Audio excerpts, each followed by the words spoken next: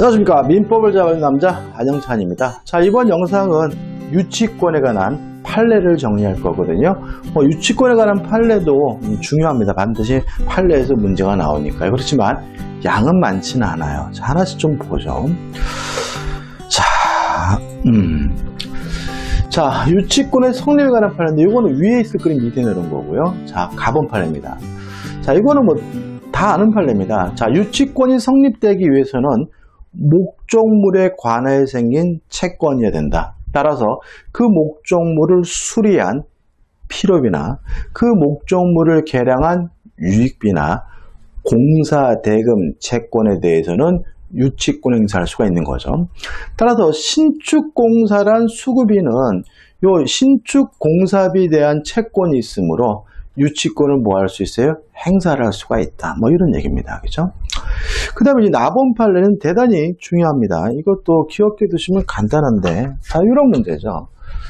자, 손해배상 채권, 손해배상 청구권이 유치권의 대상이 되는지 안 되는지는 딱 부러지게 말할 수는 없어요.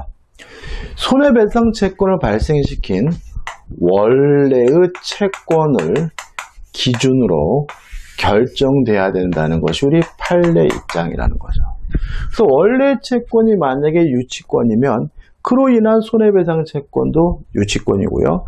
원래 채권이 만약에 동시이행항변권이면 그로 인하여 발생한 손해배상 채권도 뭐가 돼요? 동시이행항변권인 겁니다. 예를 들어서 원래 채권이 필요비예요. 필요비를 제때 받지 못해서 발생한 손해배상 채권이라면 원래 채권이 뭐예요? 유치권이니까 손해배상 채권도 유치권이 될 거고요. 원래 채권이 매매대금 채권이에요. 매매대금을 제때 주지 않아서 발생한 손해배상 채권이라면 매매대금 채권은 유치권이 아니라 동시이행항변권이니까 그로 인한 손해배상 채권도 뭐가 되는 거죠? 동시이행항변권인 거죠. 자, 그럼 보자고요. 나번 채무 불이행으로 인한 손해배상 채권은 원채권의 연장이라고 포함할 것이므로 물건과 뭐죠? 원채권과의 사이에 결련관계가 있는 경우는 그 손해배상 채권도 사이도 그 물건과 결련관계가 있다고 할 것이어서 손해배상 채권에 관하여 유치권 항변을 내세울 수가 있다라는 말은 결국은 유치권의 대상이 되느냐 아니면 동시이행항변권이 대상이 되느냐 문제는 뭘 가지고요? 그것을 발생시킨 원채권을 기준으로 결정된다는 판례니까 꼭 기억해 두시고 최근에 잘 냅니다.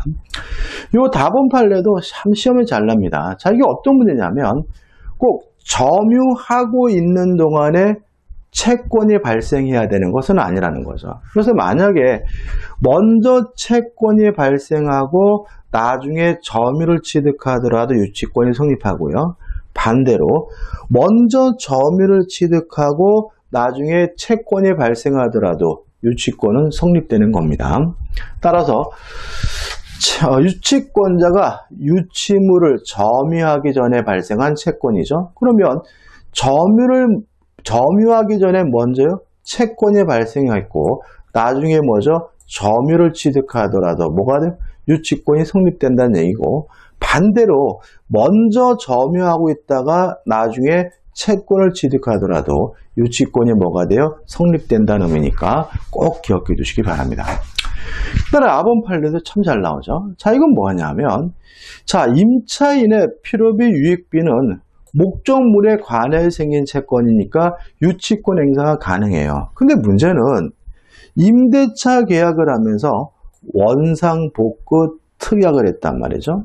이 원상복구 특약에 대해서 우리 판례는 필요비 유익비 상환 청구권의 포기 특약으로 이해하고요. 유효합니다. 따라서 만약에 임대차 계약을 하면서 원상복구 약정을 했다면 필요비 유익비 상환을 청구할 수 없으니까 따라서 유치권도 주장할 수가 없는 거죠. 한번 읽어볼까요? 원상복구하여 임대인에게 명도하기로 약정한 것은 건물에 지출한 각종 유익비 또는 필요비 상환 청구권을 미리 포기하기로 한 것 취지의 특약으로 볼 수 있어 임차인은 유치권을 뭐 할 수 없어요? 주장할 수 없다는 얘기고요. 이것도 참 시험에 잘 나오니까 꼭 기억해 두시기 바랍니다. 그 다음 이제 유치권 효력이죠. 자, 유치권은 담보 물권이기 때문에 부종성, 수반성이 있어요. 따라서 채권과 유치권이 분리될 수가 없거든요. 예를 들어서 채권이 양도가 되면 유치권도 뭐가 돼야 돼요? 쫓아가야 되는데 문제는 유치권자는 반드시 뭘 해야 돼요? 점유를 해야 된다는 거죠. 그래서 만약에 점유를 하지 않고 있다면 유치권은 쫓아가지 않는 거예요. 그럼 한번 생각해 볼까요? 자, 한번 생각해 보죠. 이것도 관계가 좀 복잡할 수 있는데 지금 갑이 목적물을 점유하고 있고요. 채권을 가지고 있고 그 채권을 담보하기 위한 유치권이 있어요. 근데 갑이 을에게 이 채권을 양도해 줬어요. 자, 양도해 줬다는 이유로 유치권이 을에게 넘어가려면 점유가 을로 어떻게 해요? 이전돼야 된다는 거죠. 따라서 만약에 점유가 이전이 됐다면 이제 을은 채권자이기도 하고 뭐이기도 해요? 유치권자이기도 한 거거든요. 근데 만약에 점유를 이전 안 했어요. 그러면 을은 유치권을 뭐 할 수 없어요? 취득할 수가 없겠죠. 그 다음에 조심할 것은 갑은 목적물을 점유하고 있더라도 가지고 있던 유치권이 뭐가 돼버려요? 소멸된다는 얘기인 거죠. 왜냐하면 채권을 양도했다면 갑은 더 이상 채권을 가지고 있지 않고요. 채권이 없다면 무엇도 존재할 수 없어요? 유치권도 존재할 수가 없으니까요. 따라서 채권을 양도하면서 점유를 이전해 주지 않았다면 양수인은 유치권을 뭐하지 못해요? 취득하지 못하고요. 양도인도 가지고 있던 유치권이 뭐가 돼버려요? 소멸돼 버리기 때문에 을은 스스로가 유치권을 행사할 수도 없고요. 갑의 권리를 대의해서도 유치권을 행사할 수 없다는 것이 이 판례 취지입니다. 이것도 복잡하게 나오면 헷갈릴 수가 있으니까 주의하시기 바랍니다. 자, 그럼 보자고요. 갑은 비록 건물에 대한 점유를 승계한 사실이 있다 하더라도 전 점유자를 대하여 유치권을 주장할 수가 없는 것이다. 이게 무슨 말이냐면 가게에 승계한 사실이 있다 하더라도 승계한 사실이 있다 하더라도 유치권이 쫓아오지 않았다면 전 점유자의 유치권이 뭐가 됐어요? 소멸됐다는 거죠. 해석해 보면 즉 피담보 채권과 함께 점유의 이전이 아니면 점유만의 이전은 유치권의 상실을 초래한다. 제가 설명을 다시 드렸구나. 다시 드릴게요. 요것도 맞는 겁니다. 틀린 얘기가 아니라 요것도 좀 기억해 두시고 조금 반대네요. 그죠? 그 다음에 조금 더 생각해 보면 지금 이런 거네요. 지금 갑이 채권을 가지고 있고 또 유치권을 가지고 있고 그 목적물을 뭐 하고 있냐면 점유를 하고 있어요. 근데 갑이 을에게 아까 제가 채권을 양도했다 그랬죠, 그죠? 근데 채권을 양도하지 않고 갑이 을에게 점유를 이전해 줬어요. 그럼 생각해 보자고요. 일단 을은 채권을 취득하지 못했으니까 을은 뭘 가지고 있을 수가 없어요? 유치권을 가질 수가 없고요. 또 갑은 점유를 이전해 줌으로써 점유를 상실했기 때문에 가지고 있는 유치권이 뭐가 돼버리겠어요? 소멸이 되겠죠. 비슷한 뜻이지만 좀 다르죠, 그죠?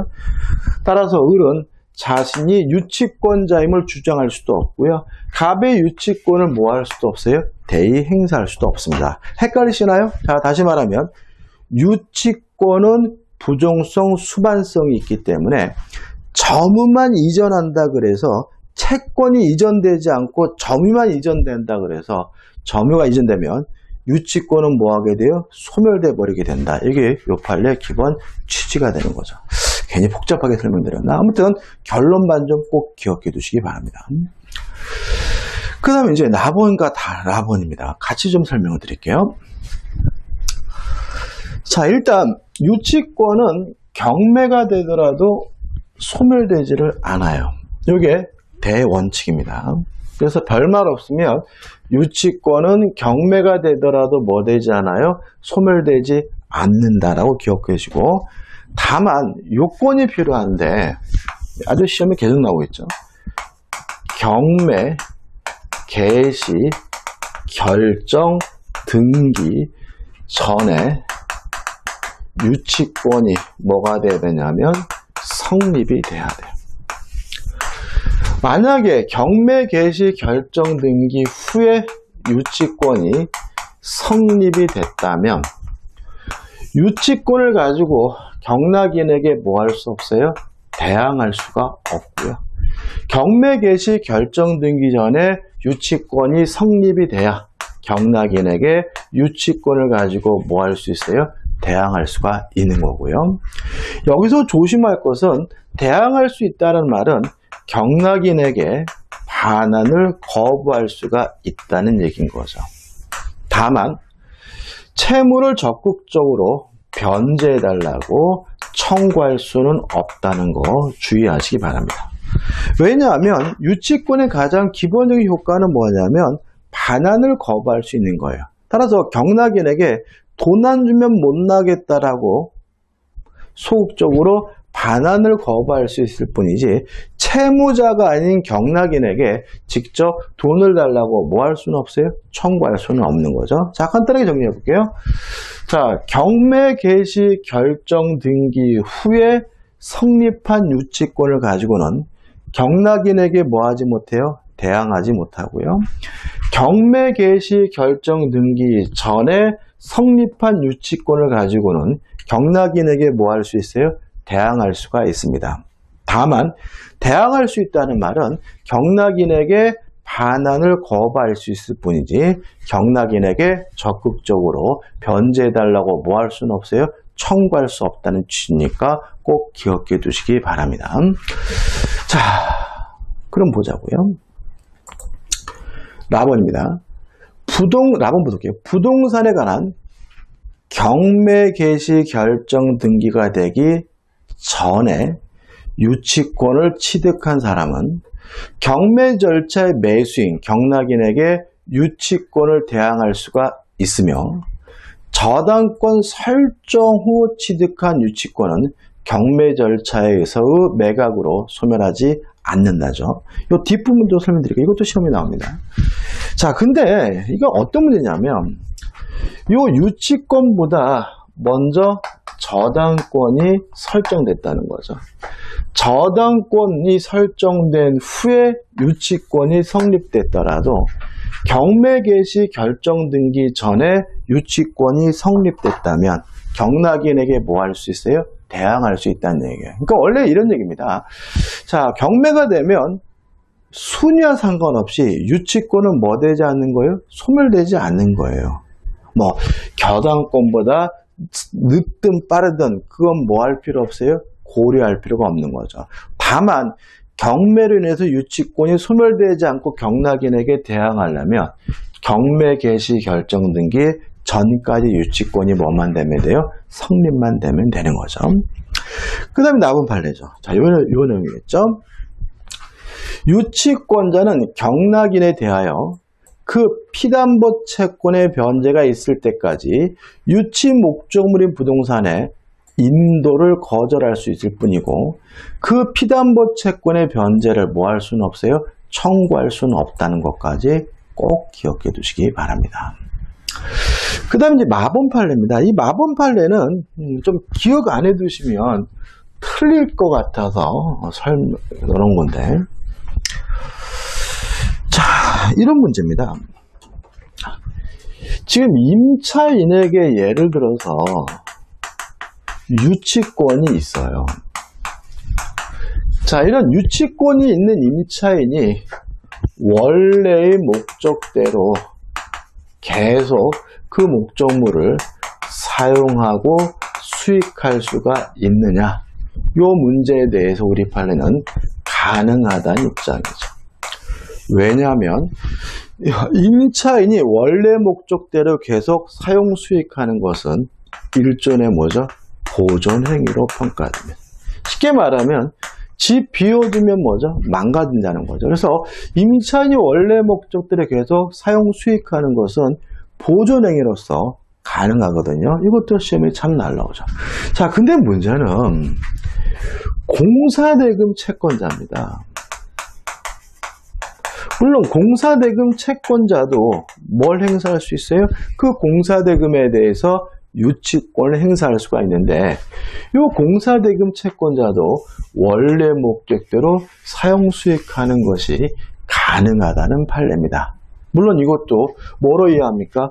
보존 행위로 이해하는 거죠. 그래서 임차인뿐만 아니라 공사대금 채권자도 그 원래 목적대로 뭐 할 수 있어요? 사용 수익할 수 있는 거고요. 만약에 이 목적이 주택이면 주거용으로서 뭐 할 수 있어요? 사용 수익하는 것이 가능하다는 얘기인 거죠. 다만 이들은 임차인이면 차임 줘야 되고요. 또 공사대금 채권자도 그 사용이익은 부당이득으로서 뭐는 해줘야 돼요? 반환은 해줘야 되는 거죠. 자, 그럼 보자고요. 출신금은 볼게요. 공사대금 채권에 기하여 유치권을 행사하는 자가 스스로 유치물의 주택에 거주하며 사용하는 것은 특별한 사정이 없는 한 유치물인 주택의 보존에 도움이 되는 행위로서 유치물의 보존에 필요한 사용에 해당한다 할 것이다. 다시 말하면 주택에 거주하여 사용 수익하는 것이 뭐죠? 가능하다. 꼭 기억해 두세요. 그리고 유치권자가 유치물의 보존에 필요한 사용을 한 경우에도 특별한 사정이 없는 한 차임에 상당한 이득을 소유자에게 반환할 뭐가 있어요? 의무가 있는 거죠. 그래서 임차인도 또는 건설업자도 주택이라면 주거용 건물로 사용 수익할 수가 있다. 왜요? 보존행위니까. 다만 차임을 지급해야 되고 지급하지 않는다면 소유자에게 뭘 해야 돼요? 반환을 해줘야 된다는 것이 판례 입장이라는 것도 꼭 기억해 두시고 이것도 기억 안 해두시면 또 틀릴 수 있으니까 왠지 안 될 것 같거든요. 조심하시기 바랍니다. 자, 4번 판례, 마지막 판례죠. 그죠? 자, 일단 우리 지금까지 시험에 나온 것은 뭐냐면 유치권은 법정담보 물권이기 때문에 당사자는 미리 유치권 발생에 맞는 특약을 할 수 있고 이러한 특약은 뭐죠? 유효하다. 다시 말하면 법정담보 물권이지만 유치권의 성립을 배제하는 특약도 가능하고도 유효하다까지는 나왔어요. 자, 근데 문제는 뭐냐면 이것이 당사자 간에만 인정되느냐 아니면 그 밖에 제3자도 주장할 수 있느냐에 대해서 우리 판례는 제3자도 이 특약의 유효함을 주장할 수 있다라는 것이 우리 판례 입장입니다. 다시 한번 볼게요. 자, 유치권 배제 특약이 있는 경우 유효하잖아요. 다른 법정 요건이 모두 충족되더라도 유치권은 발생하지 않는데, 그죠? 특약의 효력은 특약의 상대방뿐만 아니라 그 밖의 사람, 제3자도 뭐 할 수 있어요? 주장할 수 있다는 거죠. 그래서 지금까지는 유효하다, 유치권이 발생 안 된다까지는 나왔지만 이러한 특약의 효력을 제3자도 주장할 수 있다는 것까지는 안 나왔지만 이것도 출제될 가능성이 있으니까 꼭 기억해 두시고요. 한번 사실관계, 사례 한번 검토해 볼게요. 자, 지금 갑과 을이 건물의 신축 공사를 하면서 유치권 배제 특약을 했어요. 자, 그래서 지금 을이 뭐죠? 건설업자죠. 을이 열심히 건설했거든요. 그럼 공사대금 채권에 대해서 을은 뭘 주장할 수 없죠? 유치권을 주장할 수가 없는 거죠. 누구한테? 갑에게. 근데 이 건물을 병에게 양도를 했어요. 병에게 양도를 했는데 병이 을에게 건설업자한테 그 건물 나가라고 주장했더니 이 사람이 뭐예요? 유치권의 성립을 주장한단 말이죠.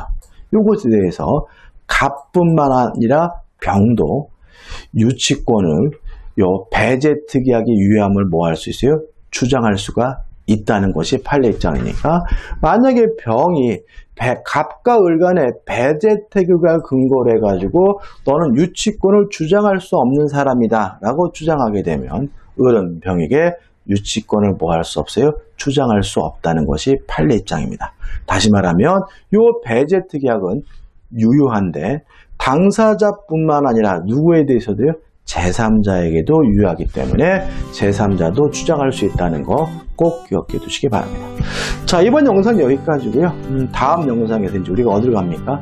저당권에 관한 이제 판례를 점검해야 되겠죠. 자, 이 영상이 도움이 되셨다면 구독, 좋아요도 부탁드리겠습니다. 고맙습니다.